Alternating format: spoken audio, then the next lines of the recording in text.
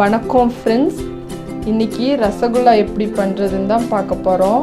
அதுக்கு 1/2 லிட்டர் பால் எடுத்திருக்கேன். பால் நல்லா காஞ்சிருச்சு. இப்போது 1/2 மூடி லெமன் புழிஞ்சு விட்டுருக்கேன், அதை சேர்த்துக்கலாம்.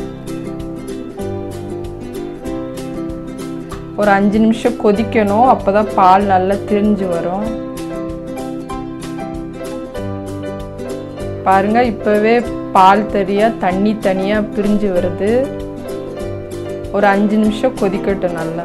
பாருங்க, பால் தண்ணி தனியாக வந்துடுச்சு. இந்த ஸ்டேஜில் வடிகட்டியில் நல்லா வடிகட்டிட்டு வெள்ளை துணியில் நல்லா புழிஞ்சு எடுத்துக்கலாம், ஈரம் இல்லாமல்.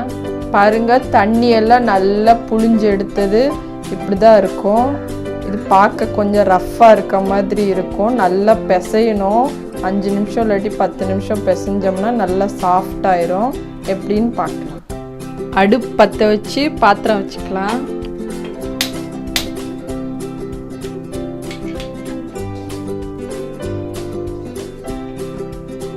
இதில் 1 டம்ளர் சர்க்கரை சேர்த்துருக்கேன்.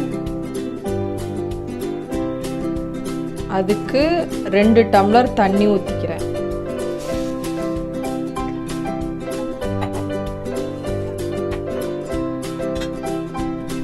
இதுலேயே 4 ஏலக்காய் இடித்து வச்சுருக்கேன், அதையும் சேர்த்துக்கிறேன்.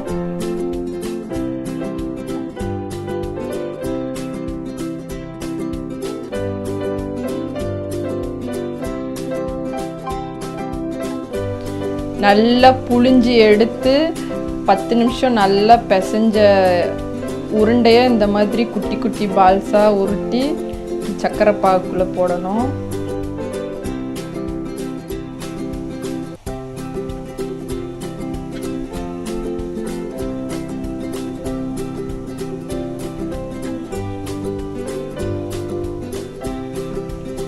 இந்த சர்க்கரை பாகுலே நல்லா வேகணும்.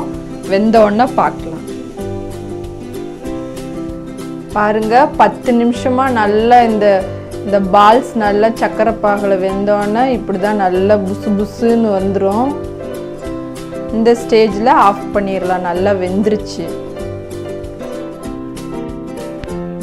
நீங்களும் வீட்டில் இதே மாதிரி ரசகுல்லா ட்ரை பண்ணி பாருங்கள். ரொம்ப ஈஸியாக இருக்கும். ட்ரை பண்ணி பார்த்துட்டு எப்படி வந்ததுன்னு சொல்லி கமெண்ட் பண்ணுங்கள். வீடியோ பிடிச்சிருந்தா லைக் பண்ணுங்கள், ஷேர் பண்ணுங்கள். சேனலை மறக்காமல் சப்ஸ்கிரைப் பண்ணுங்கள். அடுத்த வீடியோவில் உங்களை பார்க்குறேன். நன்றி, வணக்கம்.